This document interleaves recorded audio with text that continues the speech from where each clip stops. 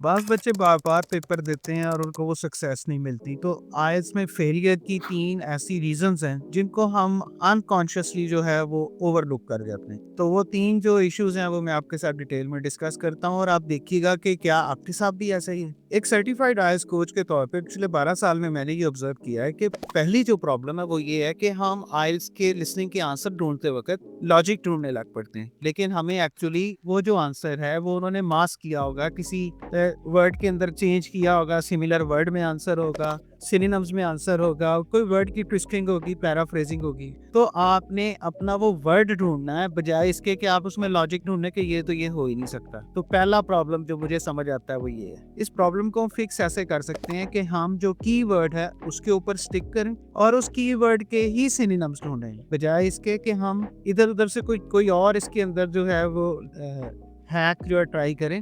हमें सिर्फ वही कीवर्ड ढूँढना चाहिए।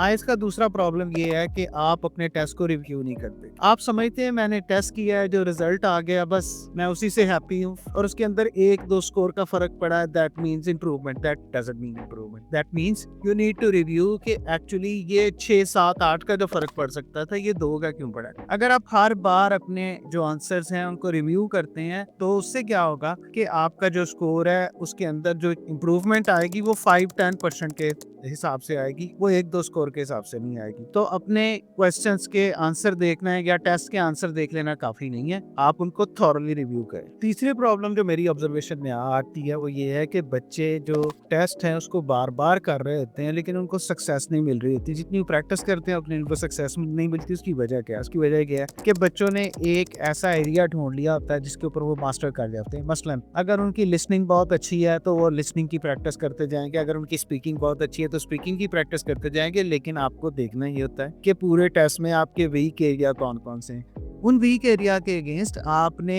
अपने टारगेट को सेट करना होता है। आपने ये देखना होता है कि मुझे प्रॉब्लम कहाँ पे आ रही है। मसलन मेरी टाइम मैनेजमेंट का प्रॉब्लम है, मेरी वोकैब्युलरी का प्रॉब्लम है, मेरी जो लिसनिंग की स्पीड है उसका इशू है या मेरी राइटिंग जो है वो अप टू द मार्क नहीं हो रही। अगर मैं ये चीज़ें अपने लिए सेट नहीं करूँगा तो इम्प्रूवमेंट जो है ना वो नहीं आएगी, मैं जितनी मर्ज़ी प्रैक्टिस करता रहूँ। तो प्रैक्टिस करने के लिए ज़रूरी है कि आपको अपना वीक एरिया पता हो, आप उसको टारगेट करें और उसको कॉन्शियसली प्रैक्टिस करें। तो ये जो 3 प्रॉब्लम्स हैं, अगर आप इनको ओवरकम कर लें, तो मेरा ख़्याल है कि आप बड़े आराम से अपना रिक्वायर्ड स्कोर कर सकते हैं। इन 3 प्रॉब्लम्स के अलावा आपको अगर किसी चीज़ में प्रॉब्लम फ़ील हो रही है, तो आप वो मेरे साथ ज़रूर शेयर करें, मैं आपको उसके ऊपर भी गाइड कर सकता हूँ।